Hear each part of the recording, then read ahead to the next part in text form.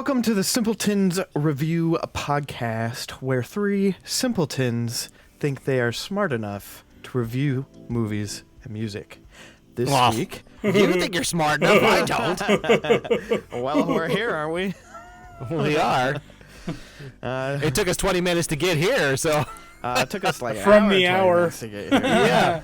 Yeah. Anyways, I'm Lem Simpleton. Here I'm joined with Nate Simpleton. Hi! And Charlie Simpleton. Hey, folks. And I guess we are reviewing Dungeons & Dragons. We are reviewing Dungeons & Dragons. Thanks so much for that lead-in, Mr. Lemuel. I would have you talk about it, but I don't think you've got it up in front of you, so I'll take it from here. Dungeons & Dragons. No game brings so much positive and negative thoughts than Dungeons & Dragons in the United States. In fact, Dungeons & Dragons, as we all know, was part of the satanic panic back in the 80s, where we thought this game was leading all of our kids into the depths of hell. But this movie does not.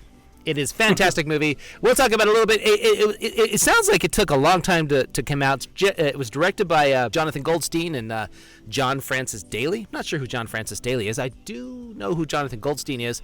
And it's, of course, based on the tabletop role-playing game that everybody knows and loves and hates, Dungeons & Dragons. And it is set in the Forgotten Realms campaign for you nerds out there and has no connection to the film trilogy that came out in the early 2000s, okay? Which is good, because it was pretty bad. Film stars Chris Pine, Michelle Rodriguez, Roger, Jean Page, Justice Smith, Sophia Lillis, and, of course, the illustrious Hugh Grant. And it is, I guess it took, well, the production sounds like it took years to get made. It sounds like they started in 2013, beginning with Warner Brothers Pictures after beating Hasbro and Universal Pictures in a lawsuit over the film's rights to the tabletop role-playing game, before moving to Paramount Pictures, each with various writers and directors. So this movie sounds like it could have been sheer chaos, because a lot of movies that go through this kind of nonsense usually aren't that good. You know, that kind of happened with the Star Wars movies, the last parts of them, right? They changed directors and writers, and everybody pretty much generally hates The Last Jedi because they think it's awful. Is that the last one, right? The Last Jedi? Yeah. I think so. Which one's The Last Jedi? No, the last one's Rise of Skywalker. That's right. And I don't mind it, but everybody thinks I'm stupid because I don't mind it.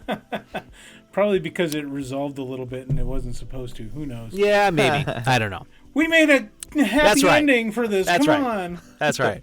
So Dungeons & Dragons, this movie takes place, it talks about a bard.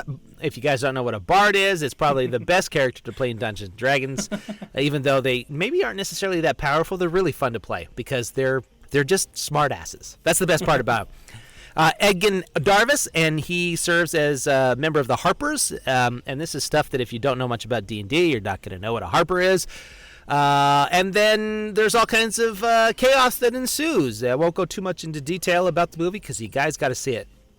So, having set that premise, Dungeons & Dragons. Lemuel, you're a D&D nerd, much more than me. Did you like it? Did it pass muster? As a D&D nerd, I think it was fun. You got all the references you could have really wanted, just in general. They got all the spells like pretty close to as accurate as you could for like a movie, and everything was fun and it was watchable.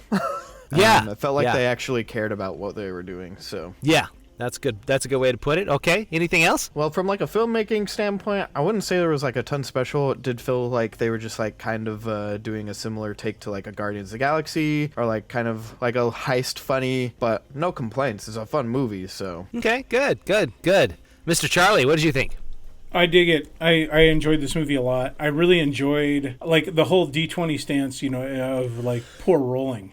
You could tell that like the characters you could tell that they were leveling through the movie, especially with the wizard, and you could tell the bad rolls. All of a sudden, your foot is caught in a hole and your spell is wavering and faces are changing and stuff in the video. So it was good fun. I mean, it just made you feel like you're playing. And I like the nod to the 80s cartoon with the maze scene.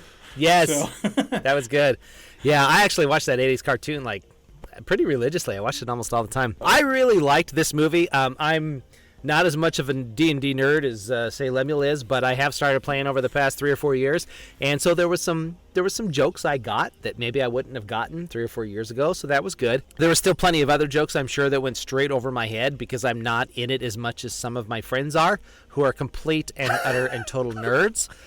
Like my bosses. Did I say that? Did I say that out loud? I didn't say that out loud. Sorry, Anthony, if you're watching, but yeah, you guys are. They know. You've So been anyway, called out. they The know. summons has been made. But it was a whole lot of fun. The jokes were just about right.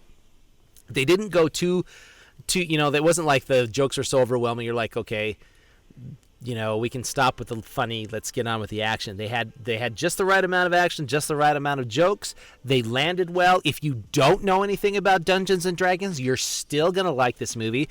Chris Pine, as always, is incredibly charming. He's perfect for this role. Hugh Grant did a fantastic job. He was a great bad guy.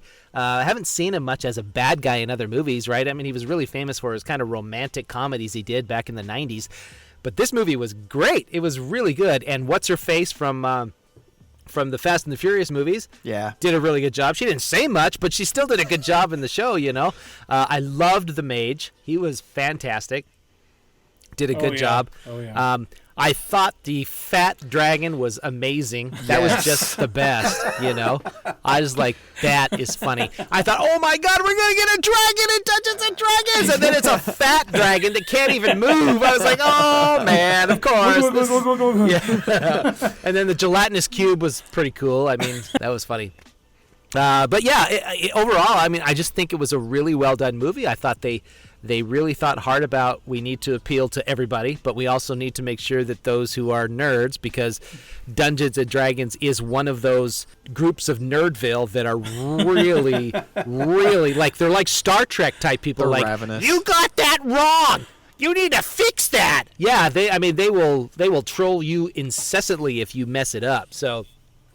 But I think they served everybody well, including the Critical Role people, because there was some Critical Role references in this movie that if you don't know what Critical Role is, you wouldn't get. But if you do know anything about it, you're like, oh, I caught that, And I caught one. My wife caught a whole bunch. I think Alicia, our boss, caught a whole bunch. I caught one, but I think there was like 3 or 4 Critical Role jokes in there. So if you guys don't know what Critical Role is, it's a online D&D game that's been, like, they're on their second campaign. They've been doing it for like the past 4 or 5 years now. It is the #1 D&D game that you can watch on Twitch or YouTube or wherever. They do it live every Thursday night, and they're freaking millionaires because they play D&D. Mm-hmm. But it's all these bunch of voice actors that play together. They're all friends. Right. And so they do all these cartoons and stuff, and so of course, they're all doing their voices and stuff while they're playing D&D, and they're professionals, so they're really good at it. So it's kind of fun to play, or kind of fun to watch them. My wife is currently basically spending probably 20 out of 24 hours a day listening to the whole. Anyway, so let's go ahead and give our rating on this Dungeons and Dragons: Honor Among Thieves. Let's just say this first of all: it's been so successful, there will be a sequel. Mm-hmm. I can guarantee that. Mm-hmm. Oh yeah. They just found a new money bag, and they're going to make as much money as they possibly can off of this series. I think it'll probably replace, as far as toy movies are concerned. Yeah, I think Transformers is done, and this will be the new thing. Thank the God, thing about honestly. the thing about this, if you're smart, you could do 20 movies on this, and it won't get stale because D&D is such a rich universe already. It's not, it shouldn't, if they're good, get stale. Charlie, give us your rating. What'd you think of this movie? I'm going to give it a 4. Okay. Yeah, I like this movie a lot. I already seen it twice. Twice? So, yeah. Wow, okay. Good deal. Awesome. Mr. Lem, you've seen it twice as well, nerd. I have, and I might be a little biased, but I think I will also give it a 4. It's just so much fun to watch. It's a 2.5 hour long movie, and when I saw the timestamp, I will admit I was a little like, this better be good, because 2.5 is a long time to sit through a movie. It didn't feel like 2.5 hours, so. No, I good. totally agree. It doesn't drag, and when you hit that third act, a lot of times in movies, sometimes it feels like it needs to be over. But this movie, I never felt that drag in the third act that happens a lot of times, and I was like, wow, this is good. It was really, Really an entertaining movie. It was a lot of fun. I'm gonna give it a 4. Yep, 4 is good. It's well worth your time. If you guys have $10 to go watch a movie, this is one that you should probably go splash down that $10 and go to the movie theater to see it. This is a movie that deserves to be seen on the big screen. It's a lot of fun. Okay? Well, that's what we got. Dungeons & Dragons Honor Among Thieves. Go see it. It is Simpleton. Certified! Heck yeah! All right, I hope you have the special effects lined up so we can have that back in here because... Yeah! Oh, is that going to be a special effects? Yeah. Right on. That's awesome. Okay. Well, on that note, you guys have fun. We'll see you guys next week for another edition of Simpleton Review. Bye!